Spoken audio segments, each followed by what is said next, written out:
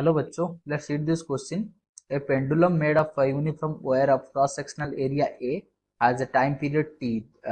When an additional mass M is added to warp, the time period changes to Tm.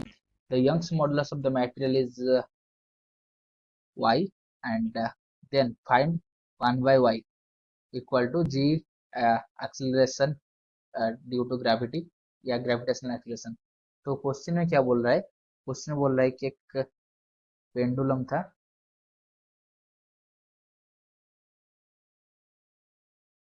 तो वो कुछ मान लीजिए उसका कुछ मास था स्मॉल एम, तो वो सिंपल हार्मोनिक मोशन कर रहा था और कुछ टाइम के बाद उसके ऊपर एक additional mass capital M add कर दिया गया, तो उसकी वजह से जो टाइम पीरियड पहले था टी वो चेंज होकर हो गया टी एम। तो हमको फाइंड करना क्या है? y जो है कि यंग्स मॉडुलस, तो उसका रेसिप्रोकल फाइंड करना है।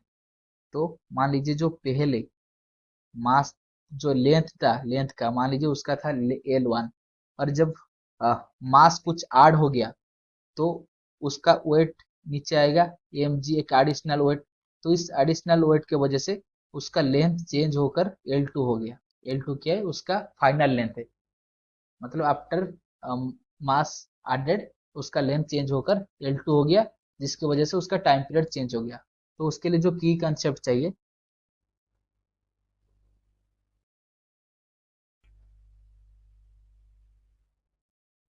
तो की कंसेप्ट क्या है? तो की कंसेप्ट ये है कि जो पेंडुलम का टाइम पीरियड होता है, तो उसकी फॉर्मूला है 2 pi root over of L by जी।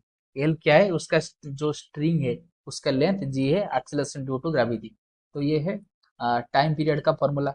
तो इसको अगर हम लिखेंगे तो पहले जो टाइम पीरियड था वो क्या था? 2 पाई रूट ओवर ऑफ, पहले था लेंथ मान लीजिए L1 बाई जी, और फाइनली कितना उसका टाइम पीरियड हो गया 2m। तो मान लीजिए उसके टाइम पे उसका लेंथ हो गया था L2 चेंज होकर L2 बाई जी।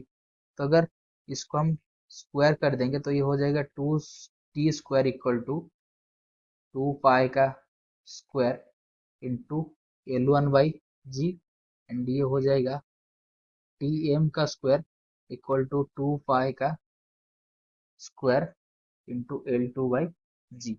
तो अगर इसको इक्वेशन 1 मान लीजिए, इसको इक्वेशन 2 मान लीजिए, इसको अगर डिवाइड कर देंगे तो ये कितना हो जाएगा? T² by Tm² equal to, तो 2 पाई का स्क्वायर कैंसिल हो जाएगा, और ये नीचे जी जी भी कैंसिल हो जाएगा, तो ये हो जाएगा L1/L2।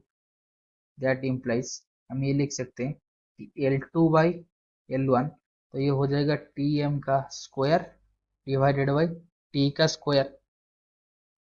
That implies L2/L1 -1 equal to Tm का square divided by T square -1। तो ये हो जाएगा L L2 -L1 divided by L equal to Tm का square minus T square divided by T square. तो ये हो जाएगा L2 -L1 को हम लिख सकते हैं del L by L1 equal to कितना है?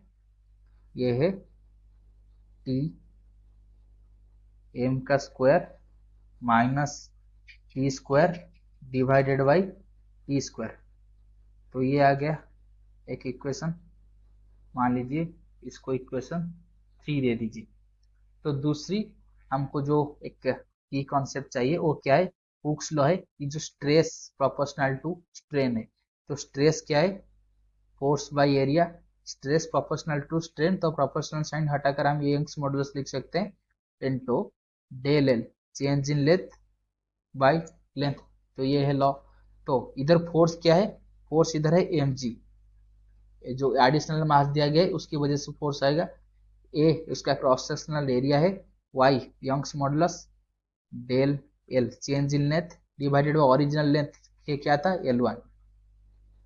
दैट इम्प्लाइज जो 1 बाई यंग्स मॉडुलस है वो कितना हो जाएगा? हो जाएगा del L by L one into A by M जी। तो del L by L one का वैल्यू कितना है, इसको हम ऑलरेडी फाइंड कर कर रखा हुआ है, तो इसको अगर इधर डाल देंगे तो ये हो जाएगा कितना, टी एम का square minus T square divided by T square into A by M जी। तो अगर ऑप्शन चेक करेंगे तो ऑप्शन में इसे थोड़ा उसको अरेंज कर देंगे ऑप्शन के हिसाब से, तो ये हो जाएगा कितना, ये हो जाएगा 1 माइनस टी, सॉरी, ये हो जाएगा टी एम, तो हो जाएगा T M square divided by T square. तो इसको इससे अरेंज करेंगे तो ये हो जाएगा T M square divided by T square minus one into, ये क्या था, ए बाई एम जी। तो ये आ गया ए बाई